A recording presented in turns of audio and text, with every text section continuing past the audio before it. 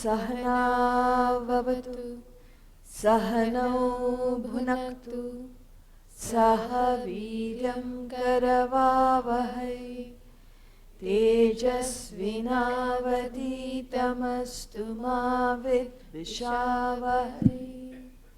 Om Shanti Shanti Shanti.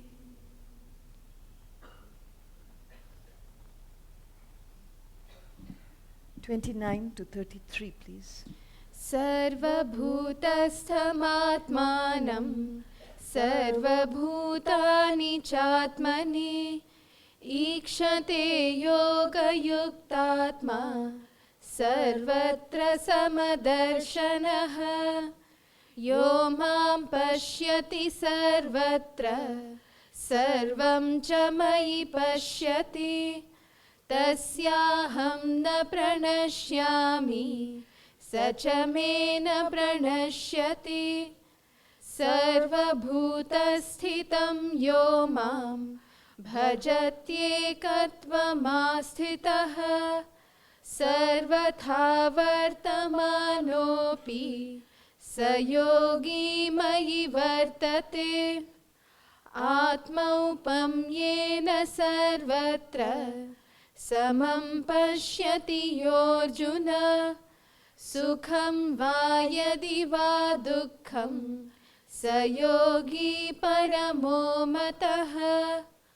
Arjuna uvacha Yoyam yogastvaya proktaha Samyena madhusudana Etasyaham na pashyami Chanchalatvat sthitim sthiram.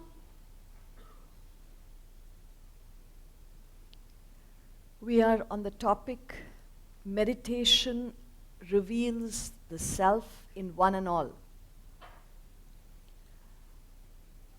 What we need to understand about human life is that there is a purpose, and the one purpose or obligation we all have as human beings is to discover our own self.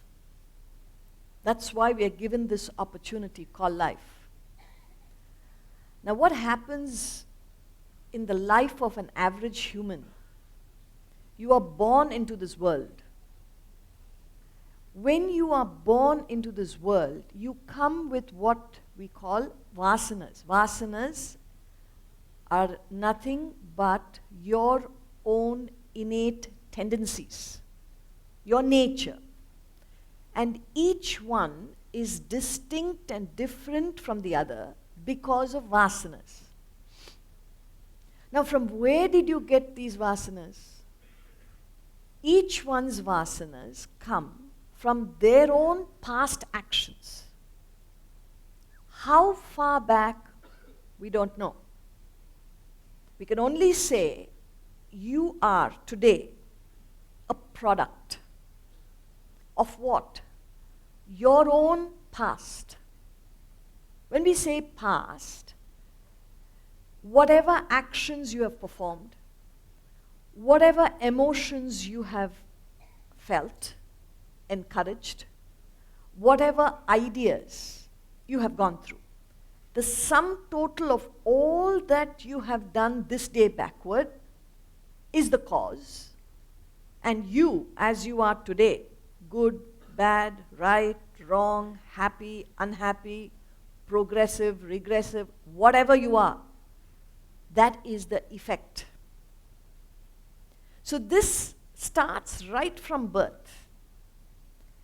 And as a child grows, it starts exhibiting its own nature. Now, as you bring up your own nature in life, you have a choice. And what is that?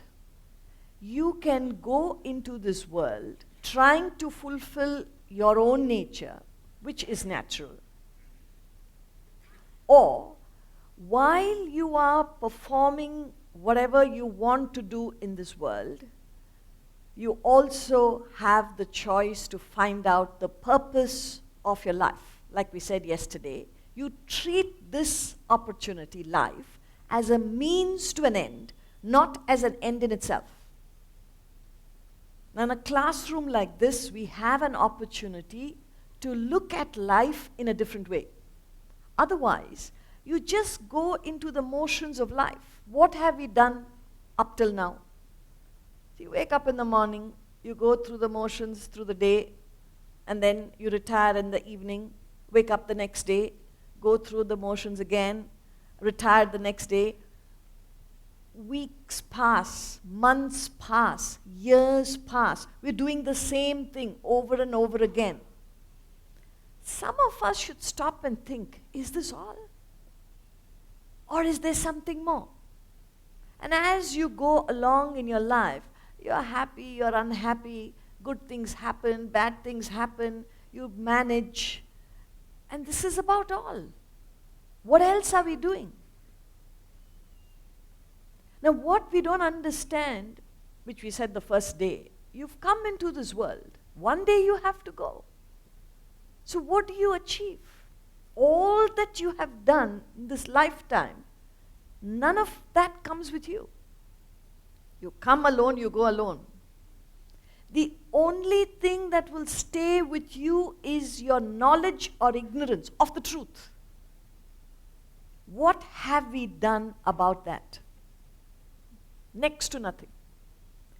Fortunately for us, those who are interested, now we have today and tomorrow, now those who are interested must know there is a course of study, because in the academy it's a 3-year residential course, just to know the fundamentals, the basics.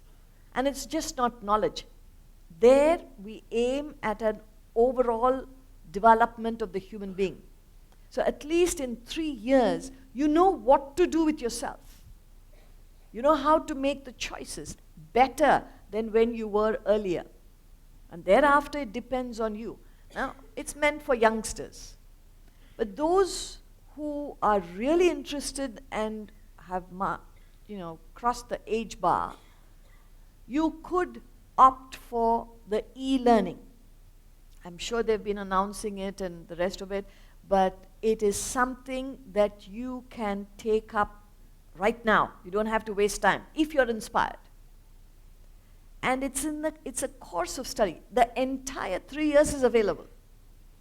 There are also shorter courses if you wish to do so. Now, you may ask, why is this so important to study first? And we recommend first thing in the morning. If you are a working person or you are engaged in the world, we would recommend 5 to 6, not later than that. Now, you change your timing accordingly. See, you get to bed early, you wake up early automatically. Now, what are you doing in the night? Why are you delaying your sleep? Watching television or making calls or social media, all these things, if you invest your time and energy in that, you can't invest in something sensible in the morning. So it's a little bit of a sacrifice. You pay a price, but the gains are phenomenal. So why this study we're recommending is, see, don't you clean your homes every day? Don't tell me you don't. At least you're supposed to. Okay, you clean yourself every day. Why? It's not that you've accumulated dirt, that you have to wash it off. Every day you need to cleanse yourself just to maintain yourself. You do that to your own body. You do that to your own environment. You're doing it every day. And what you don't understand or realize is as the day passes, the dirt is already accumulated. That's why every day you got to get it out, sweep it out, cleanse yourself, because you never know what you've picked up. And if you don't cleanse yourself, you don't feel good for the day. You feel sluggish. You don't feel energetic unless you cleanse yourself. Now, we don't understand. Same thing is happening at the mental level. What cleansing are you doing at the mental level every day? Nothing. So you're accumulating unnecessary thoughts, unnecessary feelings, unnecessary experiences. You're just holding on to it, and that has become such a load that it prevents you from thinking clearly, from perceiving the world properly, and you make wrong conclusions and act according to those conclusions. Now you get into that cycle, and it's difficult to break away. Many of us have prejudices. It may not be facts. What we think of the world, what we believe is going on around us, is just that accumulation. So that cleansing process comes when you listen to something that is positive. We're talking about facts. I think I told you the first day about the difference in the books that are written by Swamiji and perhaps the books that are available in the marketplace. There are many, many great books written. But what is so special? Why are we recommending these books? You will be on safe ground. Now, you don't have to accept what I'm saying. Check it out for yourself. Take this book, read it. Take another book, read it. You'll know the difference. Did I not mention about opinion and fact? First day. See, you must know the difference between an opinion and fact. Opinion is debatable. It's not a universal fact. It may apply to a particular person at a particular time, but it may not be a fact. It's debatable. But facts are those ideas that will remain the same. And if you pick up facts in life, you are on safe ground. You can build your knowledge based on facts. Opinions don't help you beyond a point. So this knowledge needs to be built. And if you do that every day, so either you take up the e-learning and the basic books. I think they've already mentioned there are 4 books each one needs to be familiar with. It's not just reading. You got to study it. See, when we say study, you read, first of all, in order. And when we say 5 to 6, not in bed, what are you doing? Reading Vedanta. It will stay in bed only. Get out of bed, wash yourself, sit in a place, find a place in your home, and one day on the swing, one day on the bed, one day on the couch, and making yourself comfortable. Then as you read, you fall off to sleep, then wake up again and read. You won't get anywhere. You have to do tapas. Tapas, you understand? Hard work. You got to invest your time and energy to gain this knowledge. So you got to respect this knowledge. Don't you have a place of worship? You keep shifting the place, your puja every day. It's one place. Stop it. You put it there. And you go to that puja. Similarly, this is mental puja, mental worship. You've got to have a place where you sit and study. Now, having done that, wash yourself. You don't have to go through elaborate cleaning and all. Just freshen yourself and sit. How do you study? It's not reading. So start with the first book along with the e-learning. If you're doing the e-learning, just listen to the lectures. You don't have to do anything. Just listen. But if you choose to study, take the books in order, Fall of the Human Intellect, followed by Governing Business and Relationships. Don't worry, you can get all this information outside. And then there's Holocaust of Attachment, and then you do the Vedanta treatise. It is a complete study. So take the first preface of the book. First of all, understand what you're studying. Why do you need to study this? What is important about it? So the author would give you an understanding of the book itself. And then you start chapter by chapter. Don't skip chapters. Oh, that chapter is very interesting. On meditation, you jump all the chapters and go there. You will not learn. You've got to take it in that order. And that's how, it's like putting, these bricks together to put up an edifice. Unless they're all together and cemented, you don't have a solid structure. So you put one brick here and one brick there, the whole thing will collapse. So one idea here, one idea there, you will not develop knowledge. And then you read what is being conveyed and think, what is the author trying to say? This is called reflection. So you read and reflect and try and see the truths in your own life. Is it really a fact? How do I see it? Have I seen it anywhere else? Have I seen it in my life? That inquiry, that application will consolidate the knowledge. This is study. Otherwise, you read it. Reading will not help.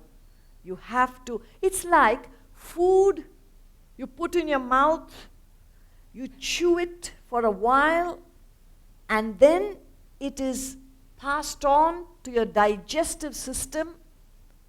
It is digested, assimilated, and then the food that you have consumed converts into strength. If you just put the food into your system and it's thrown out, there is no strength, even if you have taken the best food.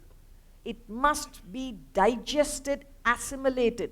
Then it becomes part of you, becomes physical strength. Similarly, this is food for thought. You've got to take it, you've got to think about it, you've got to apply it in your own life, verify it, make sure you've understood, see the truths for yourself, then you will develop mental strength. And if you have that mental strength and clarity of thinking, you will set your life in the disciplines that we've been talking about at the physical level, emotional level, intellectual level. And then if you do so, your desires will reduce, and when your desires are fairly reduced, you've got only a few left, that is when you sit in the seat of meditation. Practice whatever is being said. Right from the 25th verse, we are talking about what an individual does at the seat of meditation. And if he does all that is required, he will pass through that last stage and gain that enlightenment. So we continue in the same tone, verse 29. Sarvabhutasthamatmanam sarvabhutani chatmani ikshate yoga yuktatma sarvatra samadarshanaha sarvabhutasthamatmanam sarvabhutani chatmani ikshate yoga yuktatma sarvatra samadarshanaha. So here, from the 29th verse to the 32nd verse, he gives us the test of self-unfoldment. How do you know you're moving in the right direction? You've been doing all that is recommended, but are you improving? Are you on the right track? How do you know? So you see certain traits, and that's how you know you're on the right track. So here he says, united to the self by yoga, again, capital S. I think by now you're all familiar. When you see a capital there, whether he says self or me, what is being conveyed is the truth, the reality.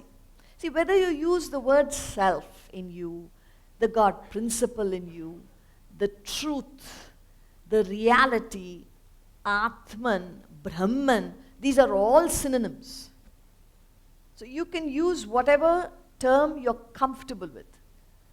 But it means that aspect in you which is yet to be known. You know you have a physical body, you know you have a mind, you know you have an intellect. That's what we've been discussing. But the question is, what makes the body act and perceive? What's enabling my body to function? There is something beyond the body that is making it function. What is it? Don't know. I feel emotions, but what makes my mind feel? What enables my mind to feel? I'm able to think, but what enables me to think? There is something beyond your physical body, your mind, your intellect, which is your real personality. That real personality is given different names. The most common name in the world is God.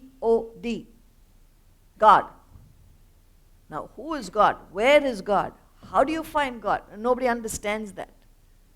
Because there is no way that you will know what is this truth, what is this reality, unless you follow the path.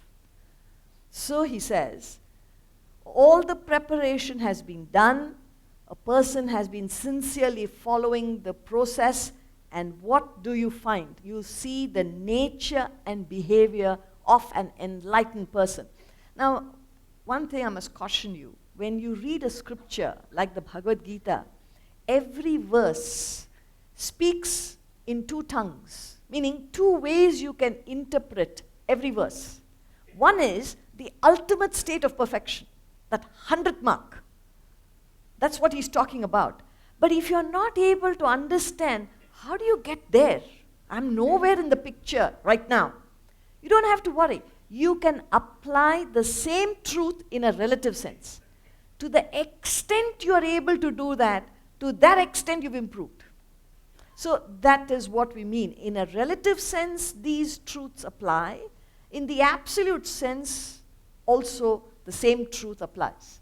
So that's how you read every verse. Now what he's saying here is, united to the self by yoga, he's already reached the final state.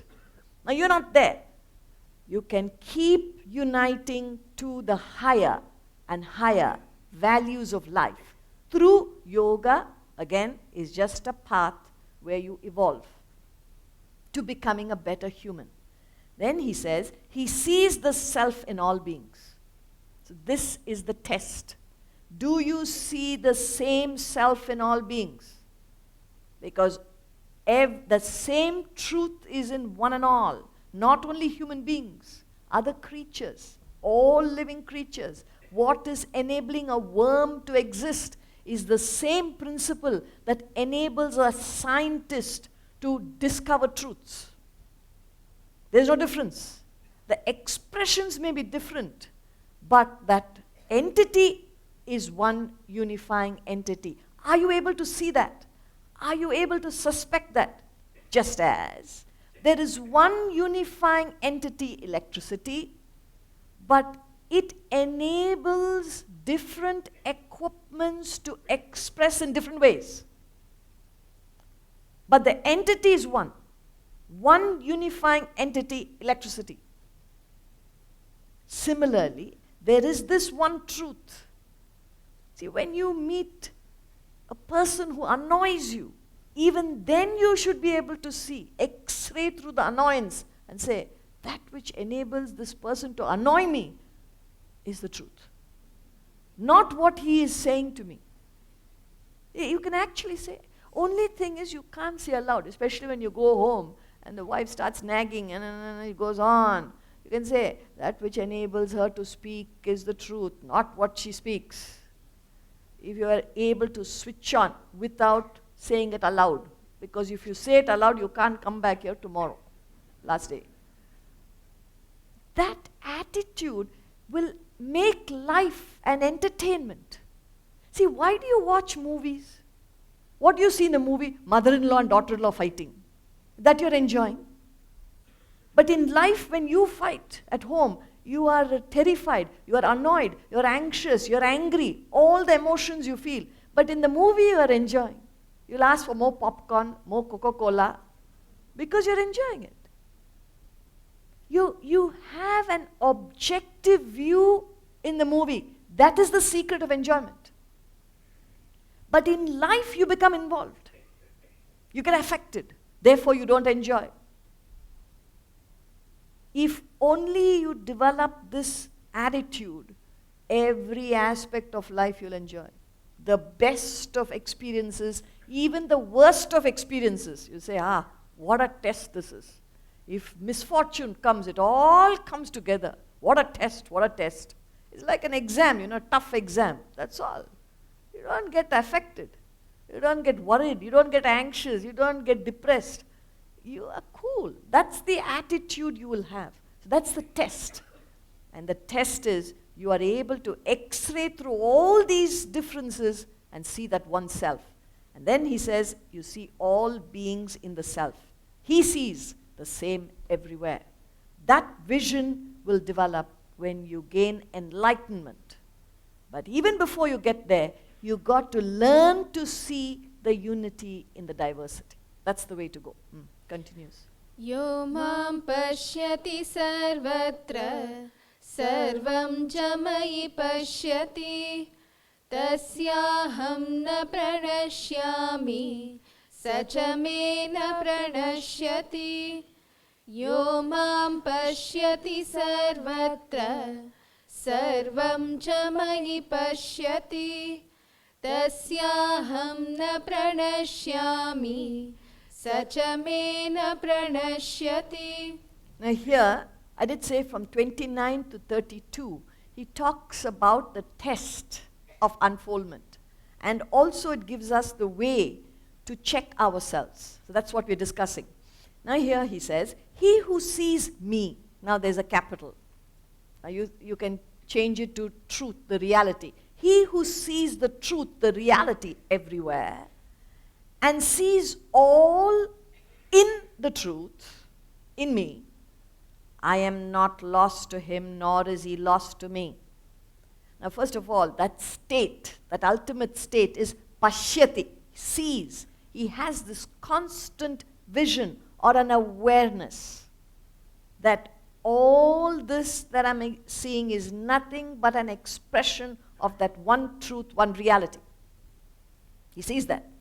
And then he says, such a person, when a person has this vision, he sees me everywhere and sees all in me. If you want to understand this, you've got to take examples. When you sit on the shore and watch the ocean, what do you see? You see many waves coming and touching the shore. Where did the wave come from? What is the wave made up of? Where did the wave come from? Ocean. What is the wave made up of? It's nothing but water. Okay? So, when you see a wave, you could either say, oh, this is a very big wave, very powerful wave, very wealthy wave. You could say that. This is an ordinary wave, chota fellow. Nobody, they're nobody. You could look at the waves as big and small, as fierce, as gentle. Different qualities you could give to the waves. Or you could say, everything that I see, big or small, gentle or fierce, whatever I'm seeing is nothing but water and water alone. See, where is your focus? I don't know if you know, in Indian weddings, at least the traditional people, they buy jewelry. And when they go to buy jewelry, they take the family, what do you call, goldsmith. Somebody will be working with the family for 30, 40 years. He has served 2, 3 generations, and his family of goldsmiths have served the family. It goes on. So traditionally they'll take. Because the ladies who go to the shop, they're so fascinated by what? The shape of the jewelry. The necklace is looking so beautiful, and these stones are looking so nice. They're fascinated by the display, and they want to get it. But the goldsmith is watching. So the ladies finally will ask him, oh, is it okay, can we buy? He takes a look, not this. Why? It's not pure gold. He's not convinced the gold is of a good quality. But he says, this is very nice. He will not agree. Now you are carried away by the non-essentials. He is attuned to the essential, which is gold. He doesn't see anything else. Similarly, here is a person who has that vision. We are carried away by non-essential. Here is a big man, here is a small man. Here is a good man, here is a bad man. Right and this is wrong. And this is what, all the differences, you get carried away, you get affected. But a person who is able to x-ray through that understands all that is going on here is nothing but that truth and truth alone. Constant vision. So when a person is like that, he says, I am not lost to him. Meaning, once you gain that state, that vision, you don't fall short. It's like refinement. You understand refinement? If a person doesn't know a language, talks broken language, doesn't know the language, then he learns the language and masters the language. Once he masters the language, he can never make mistakes. I wented, I camed. You can't talk that. If he talks that, that is his level. If he has learnt the language, he can never make a mistake. It's not possible. That is called refinement. See, once you're refined, you cannot fall short. Similarly, when he says, I am not lost to him, once you gain that vision, thereafter you won't be talking about right and wrong, good and bad. See, not that your vision gets blurred. You can't see right and wrong differently. Of course you see the differences. Like, remember the example we gave of the animals? You understand a cobra is a cobra. You understand a kitten is a kitten. You can fondle the kitten. You cannot fondle the cobra. You understand the difference. But you love both of them equally. You don't hate the cobra. You don't fondle and be affectionate with the kitten. So, you have an equal vision. That's what he's talking about. But you know exactly how to deal with different types of people. That doesn't change. But your attitude within is the same. Just as when you see little children playing, you go to kindergarten, you see little children playing. So one fellow is very aggressive fellow. He'll pull the other fellow's shirt. Okay, buddy, okay. And he will hold that fellow. But you don't get angry. Stupid fellow, idiotic fellow, you're fighting. You don't go and give a lecture there. Better, okay, and you separate them and you give both candies. What is your attitude when you see this sort of conflict with little fellows? You laugh. You say, that fellow is such a rascal. I don't know what he'll be when he'll grow up. You have love, affection. You don't sit cursing the child. That is the way you will look at the worst actions in this world. Morris Maeterlinck, you remember? When goodness stands forth revealed. When wickedness stands forth revealed as goodness without a guide. That is the vision you'll have.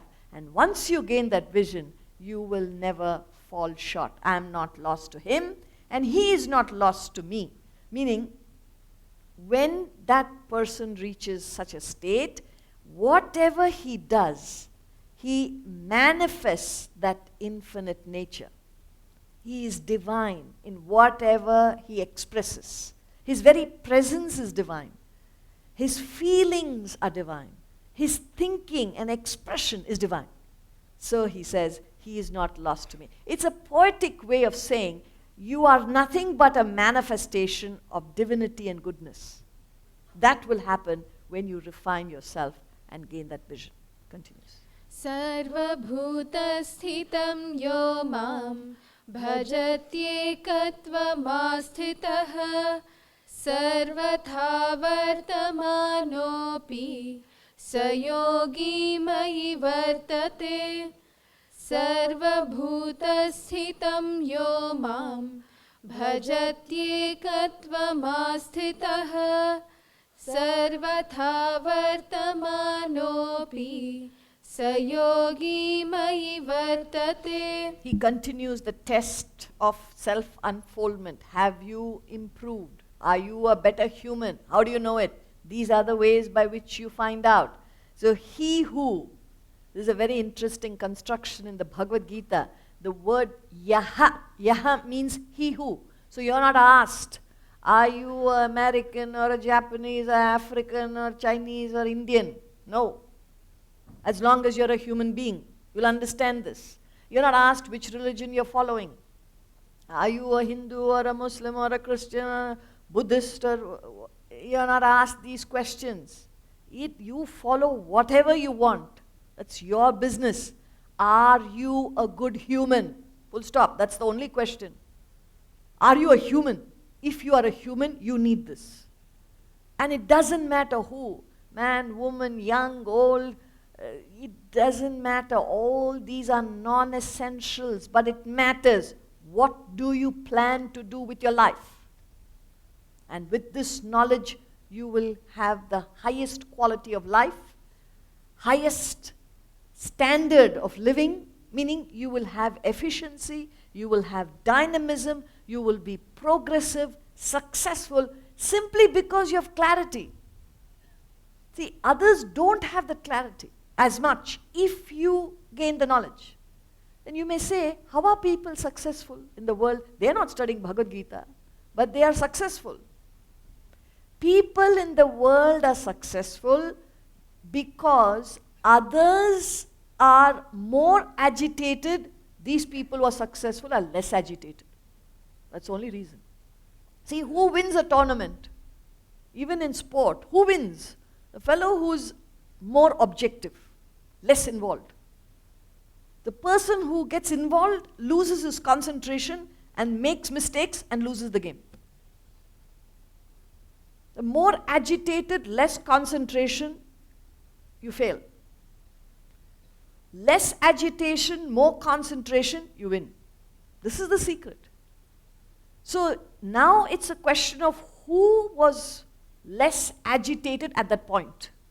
That person gets success. Here we are training the mind never to be agitated. Then whatever you do, you'll be successful. And others will be far behind because they are still tackling with their minds, which gets agitated.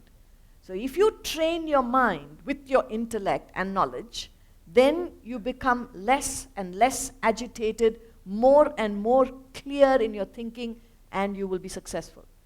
Now, I can go on explaining that, but that's not the topic. Again, if you're interested, you've got to read the books. There's Governing Business and Relationships. There's The Fall of the Human Intellect. It gives you clearly what is the meaning of success. How do you become successful? How do you perform perfect actions? All that is given.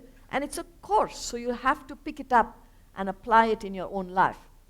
Now, here he says, he who, yaha, whoever he be, established in that oneness that we've just talked about, you see in that unity in the diversity, worships me, is able to attune to the reality abiding in all beings, that yogi dwells in me. He never loses that supreme status, that refinement. He's already understood the highest. He will never fall short. Then he says, that yogi dwells in me, whatever be his mode of living. Thereafter, whatever you do will be virtue.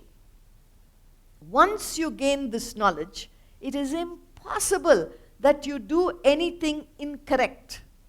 See, if the same idea is given by Oliver Goldsmith in the poem, The Village Preacher. Incidentally, there is a book, Select English Poems. It's a collection of poems and pieces of literature that anyone should read, understand, and apply. In fact, it is meant for children. When we say children, don't go home and try to teach them. First, learn it yourself. You learn and live the values yourself. You will need it first. But it's something that any child can understand, the poems. So one of the poems in the book is Village Preacher by Oliver Goldsmith. So he says, thus to relieve the wretched was his pride. That was the life of the village preacher, a very modest person who lived a life of high values. Now that's the whole poem, I'm not getting into it, but he talks about the village preacher. He says, thus to relieve the wretched was his pride, to help people. That's all he wanted to do. And even his failings leaned to virtue's side. Even if he made a mistake, it was on the virtue side, meaning he can never make a mistake. So he would be helpful even in his mistakes because he's so attuned to the higher values of life. His mistakes also are virtuous. That's what he means here. Whatever be his mode of living, there will be only virtue. See, sometimes we don't understand a master, teacher. You've all heard of the story of Ekalavya. Many times it's criticized. How could Dronacharya do what he did? See, Ekalavya was a non-Brahmin. So Dronacharya refused to teach him archery. And so he made a statue of the master and drew inspiration from the statue and learnt archery, mastered the art. Now, in true tradition, when you learn something, you go and offer to the master, Guru Dakshina. Whatever you have learned, you are grateful for. So a student goes up to the master and offers a Dakshina. So when he went up to Dronacharya and offered Dakshina, Dronacharya is supposed to have told him, give me your thumb. That's the story. I'm not going to the details, but he had asked him to give the thumb. And the story goes, Ekalavya chopped his thumb and gave it. Now what we don't understand, is just a story for us. What we don't understand is, see, Ekalavya, when he mastered the art of archery, he had dropped all other desires and came to single-pointed focus on archery. He's come to that verge. And he mastered it. So what is a guru interested in? He's only interested to help a student realize the self. That's all. There's no other relationship. See, today that has no meaning. So you go to a guru because he's a very nice person. He talks so nicely. He says so many jokes, so it's so nice to be with him. We all laugh. You go to a guru for various reasons. The only reason one should go to a teacher, master, or guru is, first of all, to become a better human and find the truth. That's all. That's what a guru is supposed to do. So when he approached the guru, having come to single-pointed focus on archery, that was his last thought. So when he said, give your thumb, without the thumb, he cannot perform archery. So if the thumb goes, archery goes. Meaning the last thought is gone. If the last thought is gone, he realizes the self. Now we don't understand what the master's intention is. But it seems like a failing. But, he says, because he was of such a high stature, the master cannot fall into such low state where he hurts somebody. It's impossible. So even if it seems a failing, it is on virtue side. That's what he means. So a person who rises on this path, the more and more you purify yourself, the more and more unselfish you become, anything that you do, it will be helpful. Even if you fail, it will have a good effect on the other people. That's what he means, whatever be his mode of living.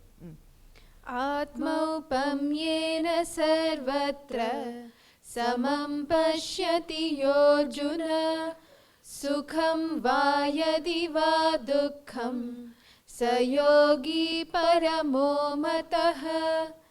Atmaupamyena sarvatra samam pashyati yorjuna sukham vayadi va dukkham sayogi paramo matah.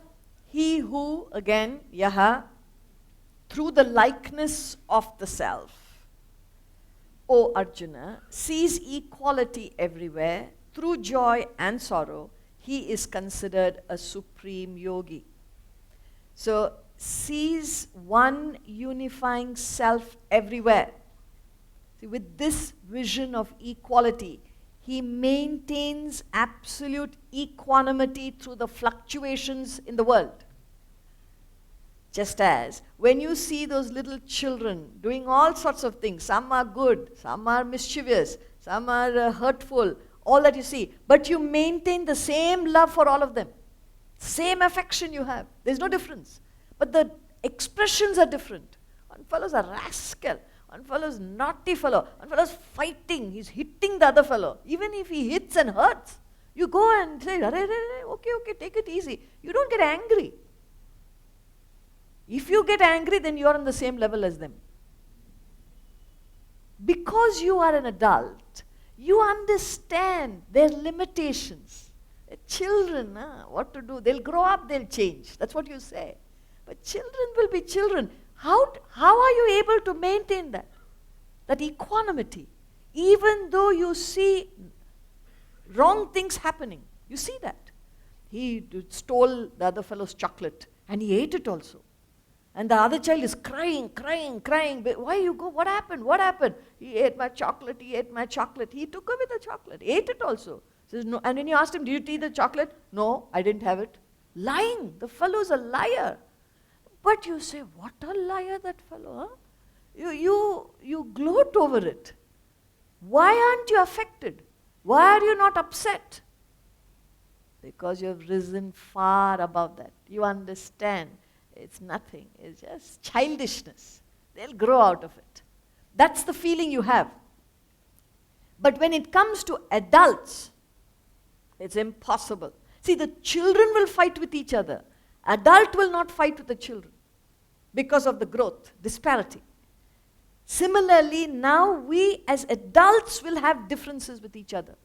We'll get angry with each other. We get upset. We get affected because we have not grown. We have not matured into a higher stature. These masters have reached the highest. Therefore, they consider the whole lot of humanity as balaha. Balaha means children. That's what they refer to humanity. See, Christ was crucified. For what? For all the good he did. The people, that's what they gave him in return. They put him on a cross and nailed him, physically hurting him. Emotionally, they did not show that love for all the love he gave. And the ideas, the thoughts that he gave to people for their benefit, they threw it back at him and put him on a cross. And yet, when he was crucified, all that he said is, Father, forgive them. They know not what they do. These are the blessed words of Christ. Where is that? Where are we? Somebody says something, you said, you know who you're talking to? You know who I am? Better watch your words. I don't like this. That person is telling the truth. He can't even tell you the truth. You challenge him. Where is that? Because we bala, children. The moment you grow, the moment you mature, it's impossible. It's impossible that you get involved in all these differences that you see. That's what he's saying.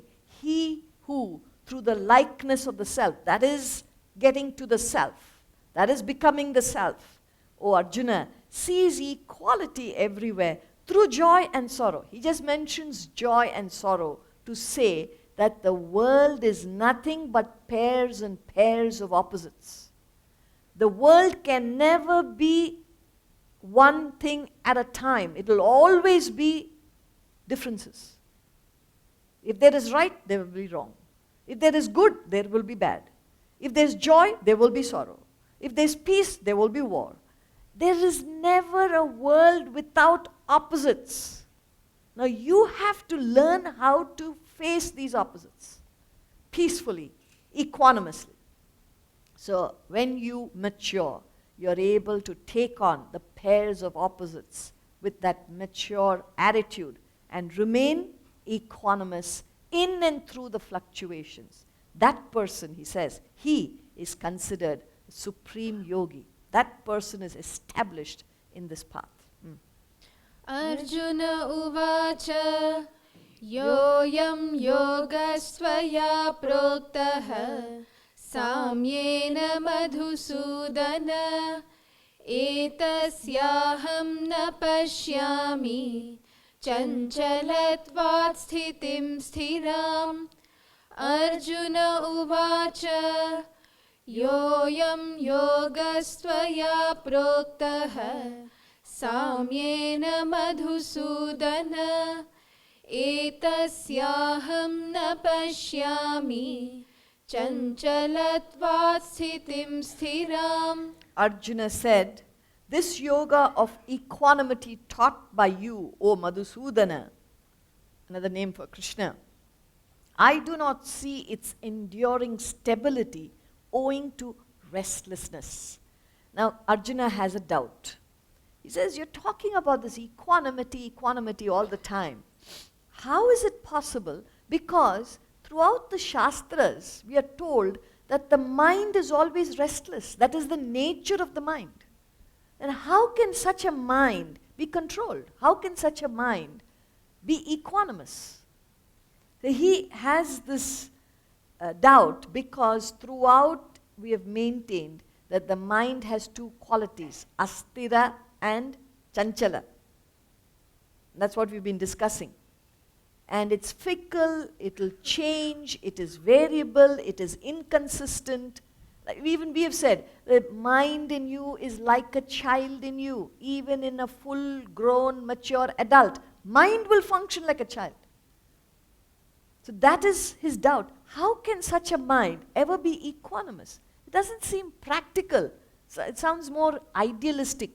It sounds like it's more like a theory, but it's not practical.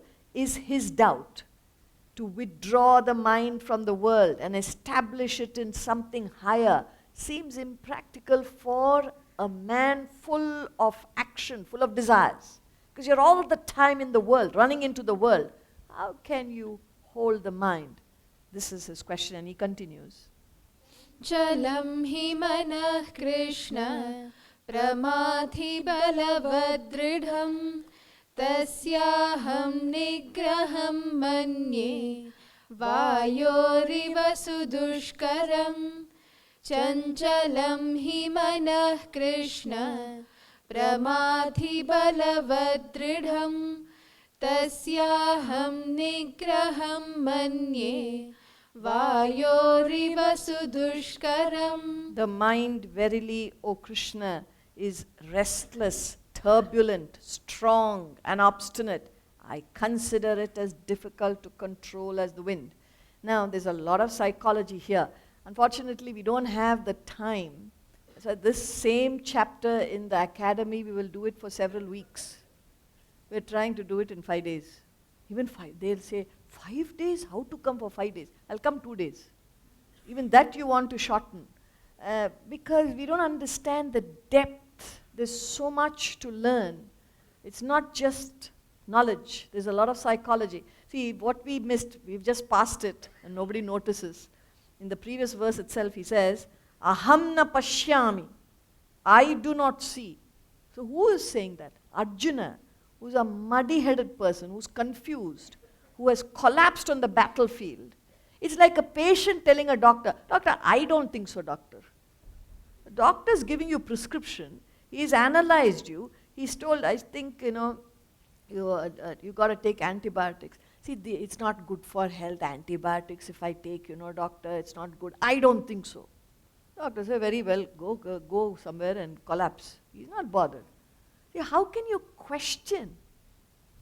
You have no knowledge, and you go to the person with knowledge and question him? That's what is happening. Now we've missed it. Arjuna is saying, I don't see it. You don't see it because you're a confused fellow. You have no knowledge. But because he is a prince, that ego seems to be playing. See, why he is saying that is, if you want to learn, you've got to humble yourself. Alvin Toffler, I think, American, he says the illiterate of the 21st century will not be those who cannot read or write. The illiterate of the 21st century will not be those who cannot read or write, but those who cannot learn unlearn and relearn. If you think you know everything, why you're successful, you've made a lot of money, you've got 10 fellows who will go on looking at you. Wherever you go, they'll follow you. And you believe that's it. I've got power, I've got money, I've got reputation, I've got everything. Who are you to tell me? You will remain an illiterate.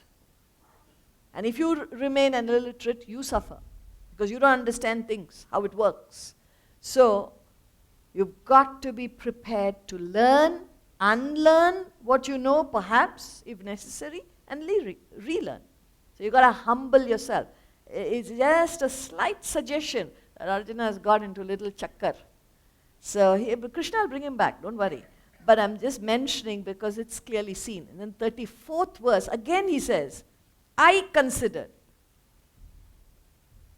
aham manye, I think, what? The mind verily is chanchalam, restless, pramathi, turbulent. He's comparing the mind to wind. See, wind is also insubstantial. But if it gathers force, it can become restless. It can shake things up. That's the mind. The mind you can't capture. You don't see the mind. But it's working in you. It can make you restless. It can become turbulent. If you become very passionate, obsessed with certain passions, then people, that's how it leads to crimes. How does a person commit a crime? Just the mind. The mind overpowers. And then he doesn't know what he's doing. He'll do anything to hurt anybody and himself. That is, there are fellows who will shoot. Some disappointment in some girl, they shoot the girl and them himself. It's a desperate action. Now what makes that person do it? Mind, turbulent. The passion takes you for a spin. You don't know what you're doing. That's your mind. That's what he's saying. Balavat, strong. It's a very strong, it has very powerful the mind. And then dridam, obstinate. It will not yield. So the wind, keeps on blowing till it, breaks the doors, breaks the window, keeps on. That's why you have to fasten it and keep it safe, because that is the power of the wind. He says, this is the human mind. It's so powerful. Such a mind, how can you control it? And the Lord replies, Shri Bhagavanuvacha asamshayam mahabaho manodurnigraham chalam abhyasena tu kaunteya vairagyena cha grihyate. Shri Bhagavanuvacha asamshayam mahabaho manodurnigraham chalam abhyasena tu kaunteya vairagyena cha grihyate. The Blessed Lord said, doubtless, asamshayam, the mind is restless and difficult to control, O Mahabaho. You're right, absolutely right. But it can be controlled by practice and dispassion, O Kaunteya. See, more psychology. That's why I gave you that introduction, because of the psychology. See, this is something, is valuable message for any communication, counseling, teaching, relationships. Never confront, even if you're right. Because the moment you confront, you cut off the person. The moment you tell the truth, that person will switch off. This is the problem with communication, even relationships. You are right, the other person may be wrong, but you cannot keep saying that. If you say it, you lose the person. See, most of the divorces that do take place, it is because of disagreements. And disagreements start when each one confronts each other, the other. For nothing. If you boil it down, the reasons people have for separation is so absurd, so absurd.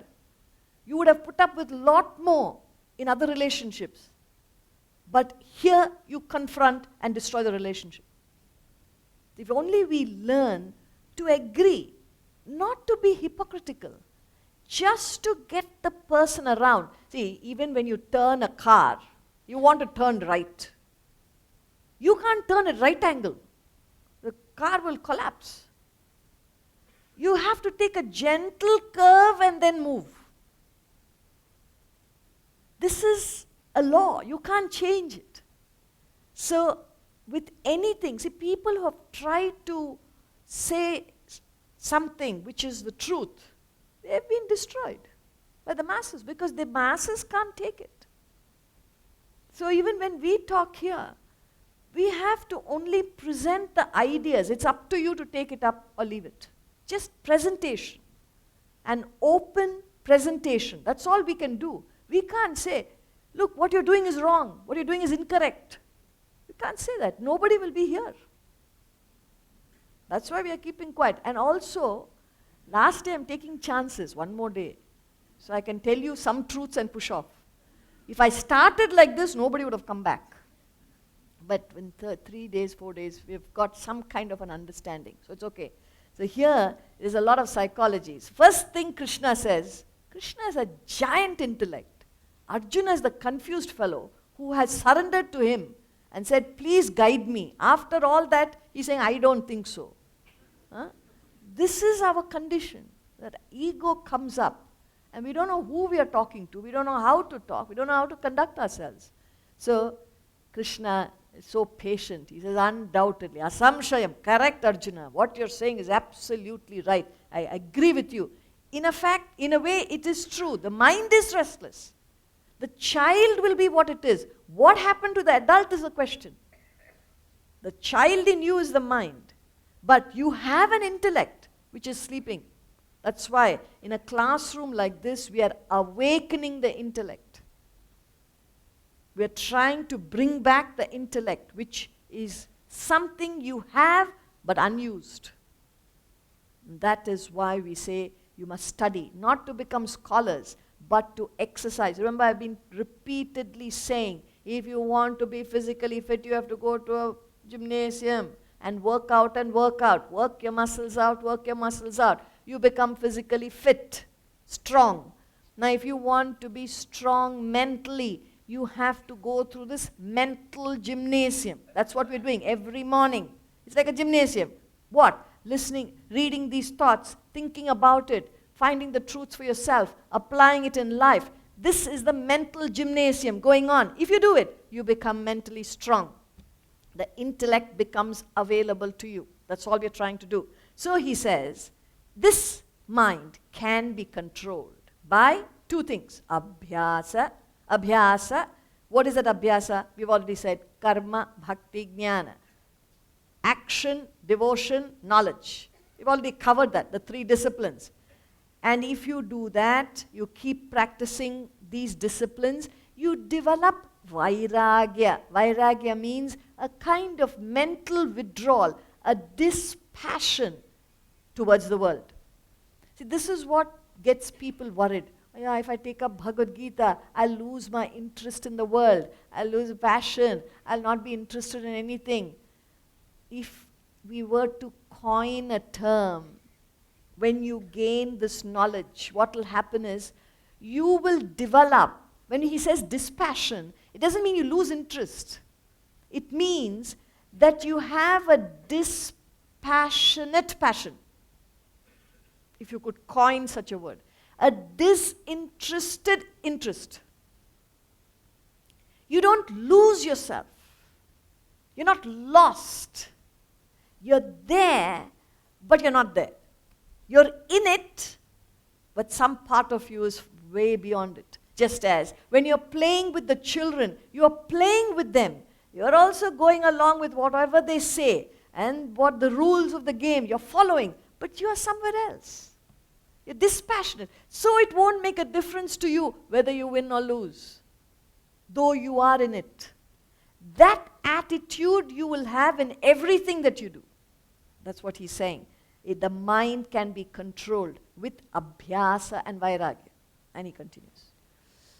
Asamyatatmana yogaha dushprapa iti me matihi vashyatmana tu yatata शक्यो वाप्तुमुपायतः असंयतात्मना योगः दुष्प्राप इति मे मतिः वश्यात्मना तु यतता शक्यो वाप्तुमुपायतः. Yoga, I think, is hard to attain by one who is uncontrolled, but it can be attained by one who is controlled by means of striving. He's very gently putting it across to Arjuna. He continues the same psychological support. He first agrees. He says, Yogaha dushprapaha. Yoga is difficult. For whom? For one who is uncontrolled, for a non-striver, for a person who does not put in any effort. For such a person it is difficult. So you go along with another person's view, be patient. First of all, give him that confidence that you're understanding him, you're with him. Give that confidence, because once you give that confidence, then you can convey whatever you have to convey. So even when you go to any specialist, any doctor, anybody, if the person you feel comfortable, you say, this doctor is very good. He may not be so good, but he made you feel so comfortable that you, after that, you trust whatever he says. He wins you over with that confidence. You have that confidence. So similarly, in any transaction, in any relationship, in any communication, you must first, it's 75% psychology, 25% fact. If only you could have the patience to be with the person fully, then you can communicate, not a problem. So that's what you see happening here. He says, yoga is hard, no doubt, to attain by one who's uncontrolled, and then he exposes the limitation of Arjuna very gently and says, he puts a condition and qualifies. He says, but it can be attained by self-control. Remember, we've already discussed, self-control is not self-denial. Self-denial will frustrate you, will suppress you. You will do the opposite with greater vigor when you suppress yourself. So it has no meaning to suppress your personality. See, people go on crash diets, and they will crash.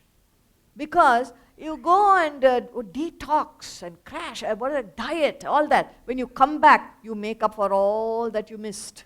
So you've spent a lot of time, you've spent effort, and lot of money. For what? To get back to exactly where you were. Instead, that's why he says, Shanai Shanai. Any improvement, any development is always gradual. You must take steps, but make sure that you don't go back. See, you have to progress.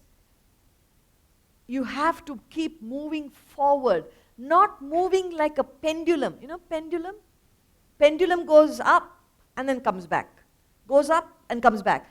That will be your life. You will be progressing and then come back. Again you will progress, again come back. Because you're not taking proper steps. You got to take steps with understanding. If you understand and function, you'll never go back. That's that refinement that we're talking about. You can never fall back to an unrefined state once you gain refinement.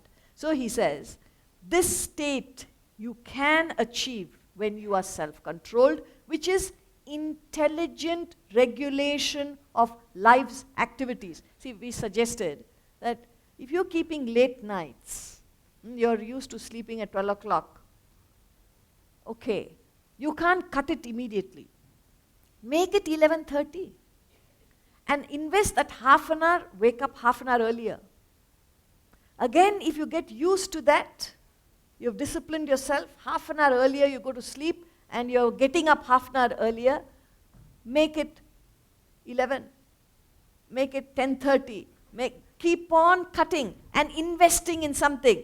That's how you balance. That's why it is slow but steady. Not suddenly you say, you're a person who's indulgent and party going, and suddenly you say, I will get up in the morning and study. 1 day, 2 days, 3 days. That's all. Go back to exactly where you were. That's what they do. See, these people who start gymnasiums, they're very smart. First thing they do is life membership. Immediately you'll sign up. Life membership. Why? They know you will come for 1 week. After that, the money is theirs. You will never come to the gymnasium. Because there's no consistency. You just jump into something. You have never gone to a gymnasium. First, do at home every day. If you struggle and struggle and struggle and then you need help, go and find it. But if you are irregular, indisciplined, uncontrolled, suddenly you can't control. It's not possible. So that's what he's trying to say here. It can be attained by the self-controlled who intelligently regulate life's activities, which is what we are suggesting. And then he says, how? By means of striving. Yatata.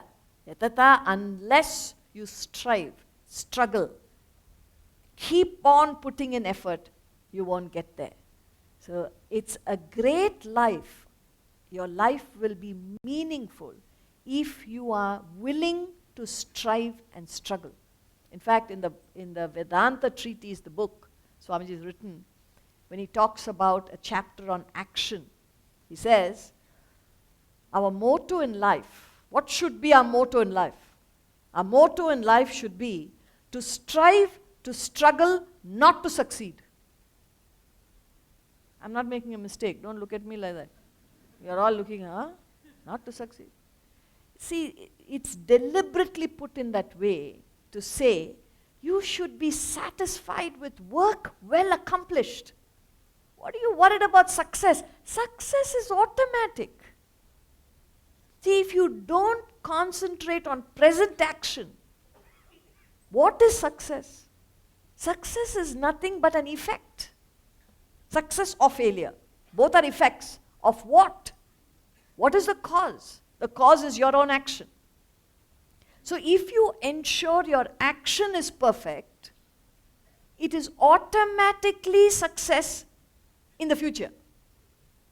Action that is perfect in the present itself metamorphoses into success in the future. It's not like you perform action now, then in between something happens, and then you find out whether it's success or failure. There's no such thing. Whatever you do now itself is success or failure, depending on how you do it. So what the Bhagavad Gita trains you is to perform actions perfectly. In fact, a whole chapter describes perfect action. Third chapter of the Bhagavad Gita. It gives you the formula for right action. You've got to study it someday. But in the Vedanta treatise, it's explained in a way that you can understand. He says, one of the things about action is to strive to struggle. Put in that effort every day. Your life is interesting. Like I told you, you'll spring out of bed every morning. I've got one more day to do things right. And by the end of day, you have that feeling, I did good. Or sometimes you may say, I did good, but that mistake I made, I shouldn't do it next time. I should make sure I don't lose my temper. I tend to lose my temper. However right I am, let me not try. I must try to control that. If at all, you try to chisel your own personality, not point a finger at the world. All you have to do is to change yourself. You change your mind, the world is changed. Example, Yudhishthira, Duryodhana. They only projected what their minds are. So you change your mind, the world will change. If you purify your mind, the world is purified. So that's the good news, that we have everything under our control. So by striving, you can achieve it. Arjuna uvacha ayati shraddhayopetaha yoga-chalita manasaha aprapya yoga samsiddhim kam gatim Krishna gacchati.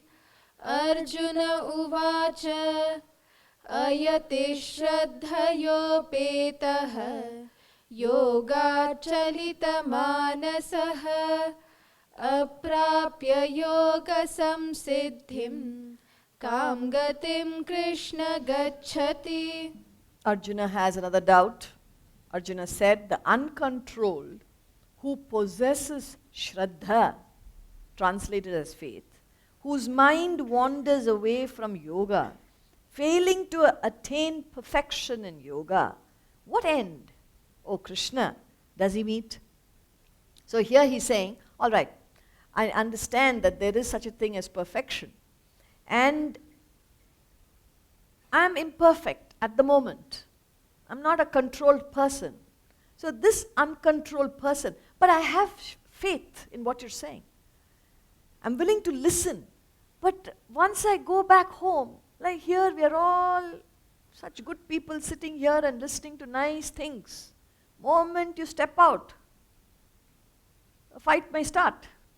First of all, this car came and that bike came and then you start honking and that fellow, hey idiot, don't you have sense? No, it can start as you leave the classroom. You can't maintain this goodness. It's all right in this classroom. So even if the phone, get very angry, somebody is ringing, that phone is ringing, what is that fellow doing? A stupid fellow. It comes up. I'm not saying therefore let the phones ring. Don't go to the other extreme. I'm only saying what happens internally. You can't immediately get it. So he says, the uncontrolled, I'm not yet controlled, but I possess that Shraddha, faith, and the mind wanders away from yoga, from the higher thoughts, it wanders away. Failing to attain that perfection in yoga, what end does he meet? What will happen? See, what happens is, I'm neither able to enjoy the world now, because now I understand that what is this partying and simply shopping and holidaying and okay, that's all going on. But here they're saying there's something higher in life. So suppose you really appreciate what this knowledge is all about. There is a kind of distaste for the previous life that you've led, but there is nothing positive that you've understood to fall back on. You've not got that strength yet. I'll neither be here nor there. Where will I be?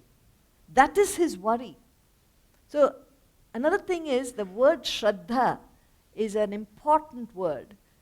It is translated as faith. Faith is a very ordinary translation. That's the nearest English word. In fact, faith, I think we talked about the other day. Joel Goldsmith, the Christian mystic, he says, faith. Did we not talk about faith here? There's so many lectures, I don't know what we said where. That's why I keep checking with you, which, what we discussed. So faith is a belief in a thing that I do not know until I come to know what I believe in. And Rabindranath Tagore, he puts faith, he explains faith in a beautiful way, in a very poetic way. He says, faith is the bird that feels the light and sings while the dawn is still dark. See, when it's early morning, it's still dark. Now you look at your timepiece, and what is the time? What is the time? You have to see the timepiece. But the birds chirp. Then you say, hey, the birds are already chirping, must be early morning. How do the birds know when it is dark that the dawn is coming? Tagore says that is faith. It's not a blind faith, but it is so sure it's coming, that surety it chirps. That's Rabindranath Tagore's definition of faith. But we're still in the subject of faith. Shraddha is quite different. Shraddha is the capacity to self-educate. When we said about taking food, chewing the food, digesting the food, assimilating the food until it becomes part of you. Similarly, these thoughts are given to you. Now we say, if it is making sense, don't leave it. Take it up. Take up these thoughts, think about it. Don't accept it blindly, but think about it, reflect upon it. Apply it in your own life. See the truths for yourself. And then you live it. If you go all the way and not leave the knowledge midway, then you have Shraddha. I know people coming here have faith. This is a good thing. This is a nice thing. Something brings you here, faith. But faith will not help you reach the destination. Shraddha will. That's why he says Shraddha. He possesses Shraddha, willing to go to the end of it, not giving it up midway for some trivial reasons. That quality will see you through your life and take you to the destination. We'll meet tomorrow. Thank you.